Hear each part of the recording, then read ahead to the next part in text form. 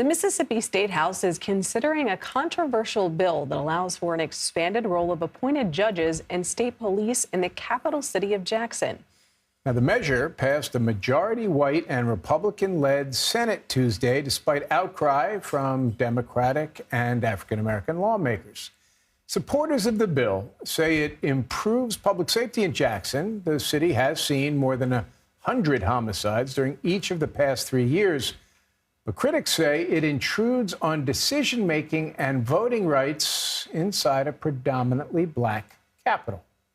For whether it's water, sewer, crime, Jackson needs some help. And so this bill, House Bill 1020, is designed to help the capital city of Jackson, not hurt it. I've heard from many folks in my congregation and elsewhere who, again, they viscerally feel like this is taking us back to the 1950s or 1960s.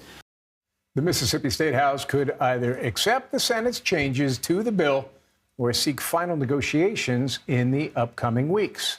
Joining us now for more on all of this from Jackson, Mississippi, is the city's mayor, Chokwe Antar Lumumba. Mayor, thanks for joining us. We do appreciate you being here.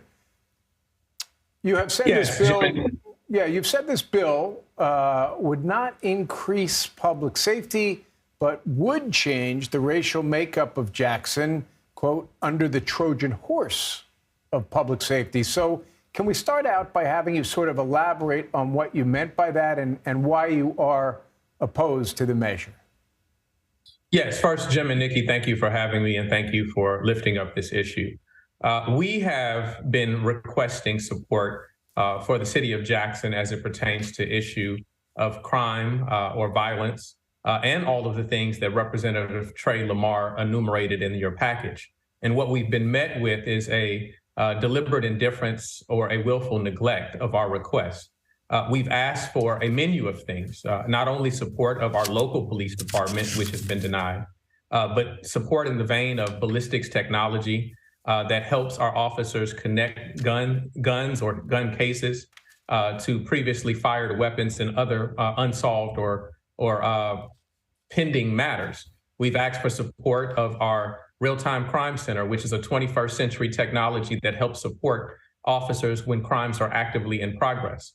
And those things have been unsupported, all while the state crime lab is severely backlogged and unable to move cases forward. And so if there was a true appetite for the state to support the city of Jackson, then they would do it through these measures, as opposed to creating a separate police force, which in one bill, or at least the bill that Representative Lamar proposes, created over a district which encompasses the most densely white populated parts of the city and is one of the areas of town which has the lowest rate of violence. And so it is under the Trojan horse of public safety because a measure to protect the whitest and safest parts of town does not help with the vein of public safety. Furthermore, there is no justification for a need to to appoint judges rather than elect them. When asked what was his justification for the introduction of appointed judges, Trey Lamar simply suggested that we wanted the best and the brightest to further contribute to the notion of inferiority of Black leadership and the ability for Black communities to select their leadership. Mayor Lumumba, changes were made to this bill so Jackson would not lose ownership of its water system if it's regionalized. Why are you against a new regional authority taking ownership of the system? And what are Jackson officials themselves doing to fix its ongoing water crisis? Well, the stated proposal for a regional water system is a distinction without a difference. It's a state takeover by another name, a state which for decades now, for generations, not only myself, but my predecessors have been asking for support, saying that it's not a matter of if, but a matter of when these systems will fail. And that same deliberate indifference that has been displayed with respect to our public safety requests has long been displayed for our water infrastructure requests. And so now only after we go through the extraordinary means of getting federal support, where President Biden assured us and lived up to his promise of providing nearly $800 million to go towards our water infrastructure.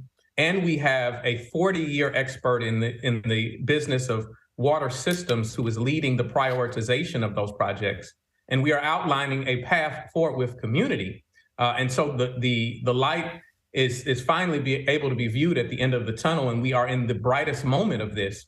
And so now the state, which has assisted in none of this, which has not cooperated with the city of Jackson in no way, now seeks to take over. And so it's part and parcel, whether you're talking about the Capitol Complex district, which creates a separate judicial system, or the takeover of a water system. It's part and parcel of an effort to attack Black leadership and seize through policy what they cannot acquire through a democratic process of elections in the takeover of the city of Jackson. Mayor, let me just quickly follow, and we just have a few seconds here, but I'm just curious. In your discussions with state lawmakers, is there any acknowledgement that the optics of a takeover can be problematic? In other words, what you're just talking about with us right now, is there an understanding of why how this would look might be troubling to a lot of people?